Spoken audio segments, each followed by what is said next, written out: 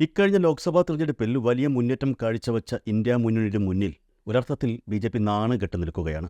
കാരണം 400 സീറ്റ് ലക്ഷ്യം വയ്ക്കുകയും അത് പരസ്യമായി പ്രഖ്യാപിച്ച് തിരഞ്ഞെടുപ്പിനെ നേരിടുകയും ചെയ്ത് ഒടുവിൽ 300-ൽ താഴെ ഒതുങ്ങിപ്പോയതോടെ വല്ലാത്തൊരു കുടുക്കിലാണ് ബി.ജെ.പിയും എൻ.ഡി.എ മുന്നണിയും ചെന്ന് പതിച്ചിരിക്കുന്നത്.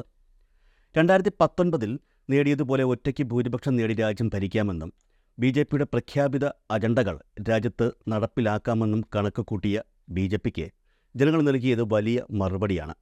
എന്നാൽ അതിനിടയിൽ ബി.ജെ.പിക്ക് സന്തോഷിക്കുവാനുള്ള വകകളൊക്കെ ലഭിച്ചിട്ടുണ്ട്. ഒരു കാലത്തും ബി.ജെ.പിക്ക് മുന്നിൽ നട്ടെല്ല് വളയാത്ത കേരളത്തിൽ ഇത്തവണ വലിയ മുന്നേറ്റമുണ്ടാക്കുവാൻ അവർക്ക് കഴിഞ്ഞിട്ടുണ്ട്. തൃശൂർ ലോക്സഭാ സീറ്റിൽ ബി.ജെ.പി വിജയിക്കുകയും തിരുവനന്തപുരം, ആറ്റിങ്ങൽ, ആലപ്പുഴ ലോക്സഭാ സീറ്റുകളിൽ അവർ വിജയത്തിന് അടുത്തെത്തുകയും ചെയ്തിരുന്നു. നിയമസഭാ മണ്ഡലങ്ങളുടെ കണക്കെടുത്ത് നോക്കിയാൽ ഈ ലോക്സഭാ മണ്ഡലങ്ങളിലെ പല നിയമസഭാ മണ്ഡലങ്ങളിലും ബി.ജെ.പി പിടിച്ചെടുക്കുകയായിരുന്നു. ബി.ജെ.പിയുടെ ഈ അപ്രതീക്ഷിത മുന്നേറ്റം LDF, UDF മുന്നണികളെ വലിയ ആശങ്കകളിലേക്കാണ് തള്ളിവിട്ടിരിക്കുന്നതെന്ന് വ്യക്തം. തൃശൂർ മണ്ഡലത്തിൽ തിളക്കമാർന്ന വിജയം സ്വന്തമാക്കിയ ഏക BJP MP Suresh Gopi cabinet പദവിയോടെ കേന്ദ്രമന്ത്രിയാകുമെന്ന് ഏകദേശം ഉറപ്പായി കഴിഞ്ഞു. എന്നാൽ ഒന്നല്ല, 2 മന്ത്രിമാർ കേരളത്തിൽ നിന്നും കാണും എന്നുള്ള സൂചനകളാണ് ഇപ്പോൾ പുറത്തുവരുന്നത്. പ്രസ്തുത സൂചനകൾ പുറത്തുവന്നതിന് പിന്നാലെ പ്രവർത്തകർക്കിടയിൽ 2 പേരുകളാണ് ഉയർന്നു വന്നത്. തിരുവനന്തപുരത്ത് ശശി തരൂരിനെ മുൾമുനയിൽ നിർത്തുകയും ജയത്തോളം പോകുന്ന 2ാം സ്ഥാനം കരസ്ഥമാക്കുകയും ചെയ്ത രാജീവ് ചന്ദ്രശേഖറിന്റെ പേരാണ് ഒന്നാമതായി കേന്ദ്രമന്ത്രി സ്ഥാനത്തേക്ക് പരിഗണിക്കുന്നുവെന്ന റിപ്പോർട്ടുകളാണ് ആദ്യം പ്രചരിച്ചത്. വെറും 16,077 വോട്ടുകൾക്കാണ് രാജീവ് ചന്ദ്രശേഖർ തിരുവനന്തപുരത്ത് തോറ്റത്. 3,42,078 വോട്ടുകളാണ് രാജീവ് ചന്ദ്രശേഖറിന് ലഭിച്ചത്.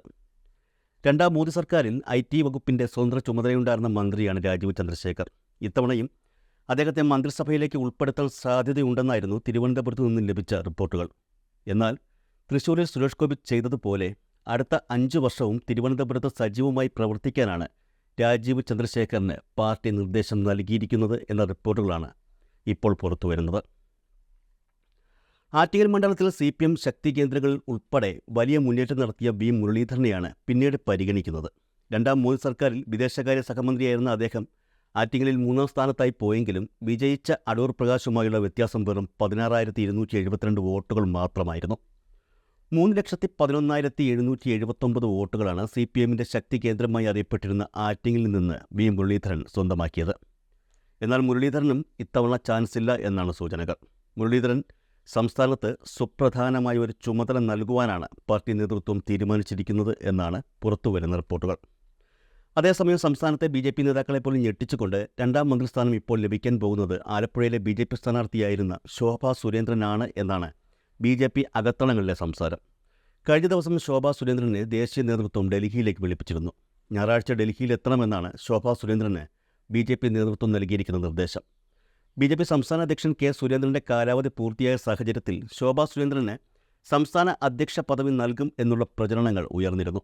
എന്നാൽ സംസ്ഥാന അധ്യക്ഷ പദവിയല്ല, കേന്ദ്രമന്ത്രി സ്ഥാനമാണ് ശോഭാ സുരേന്ദ്രന് ലഭിക്കുകയെന്നാണ് സൂചനകൾ പുറത്തുവരുന്നത്. ലോക്സഭാ തെരഞ്ഞെടുപ്പിൽ മികച്ച പ്രകടനമാണ് ശോഭാ സുരേന്ദ്രൻ കാഴ്ചവെച്ചതെന്ന് ബി.ജെ.പിയിൽ അഭിപ്രായം ഉയർന്നിട്ടുണ്ട്. കഴിഞ്ഞ തവണ ആലപ്പുഴ പാർലമെന്റ് മണ്ഡലത്തിൽ നേടിയ 17.24% വോട്ട് വിഹിതത്തെ ഇത്തവണ 28.3%-ലേക്കാണ് ശോഭ ഉയർത്തിയത്. 2,99,648 വോട്ടുകളാണ് ആലപ്പുഴയിൽ ശോഭാ സുരേന്ദ്രൻ നേടിയത്. SNDP വോട്ടുകളും സ്ത്രീ വോട്ടുകളും സ്ഥാനാർത്ഥിയെ പിന്തുണച്ചതായാണ് വിലയിരുത്തപ്പെടുന്നത്.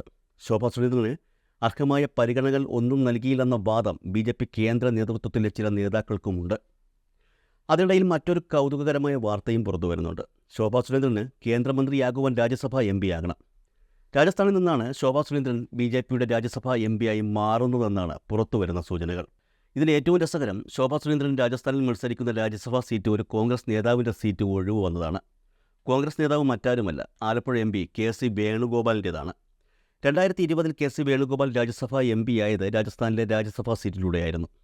ഇത്തവണ ലോക്സഭാ തെരഞ്ഞെടുപ്പിൽ മത്സരിച്ച് വിജയിച്ച KC വേണുഗോപാലിന് രാജസ്ഥാനിലെ രാജ്യസഭാ MP സ്ഥാനം രാജിവെക്കേണ്ടി വരും. മാറിയ രാഷ്ട്രീയ സാഹചര്യത്തിൽ ഈ സീറ്റിൽ കോൺഗ്രസിന് ഒരു MP വിജയിപ്പിച്ചെടുക്കാൻ കഴിയില്ല. ബി.ജെ.പിക്ക് മാത്രമേ അതിനുള്ള അംഗബലമുള്ളൂ. ആ രാജ്യസഭാ സീറ്റ് ശോഭാ സുരേന്ദ്രന് നൽകാനാണ് ബി.ജെ.പി തീരുമാനിച്ചിരിക്കുന്നത് എന്നാണ് വിവരം. ചുരുക്കി പറഞ്ഞാൽ KC വേണുഗോപാൽ പോകുന്ന ഒഴിവിലേക്കാണ് ശോഭാ സുരേന്ദ്രൻ രാജ്യസഭയിലേക്ക് എത്തുന്നതെന്നാണ് സൂചനകൾ. ഇന്ത്യ മുന്നണിക്ക് മുന്നിൽ വലിയ വെല്ലുവിളികൾ നടത്തി നാണംകെട്ട് നിൽക്കുന്ന ബി.ജെ.പിക്ക് താൽക്കാലിക ആശ്വാസമെന്ന നിലയിൽ ഈ സംഭവത്തെ കാണാം എന്നുള്ളത് മാത്രമാണ് ഒരേ ഒരു ആശ്വാസം.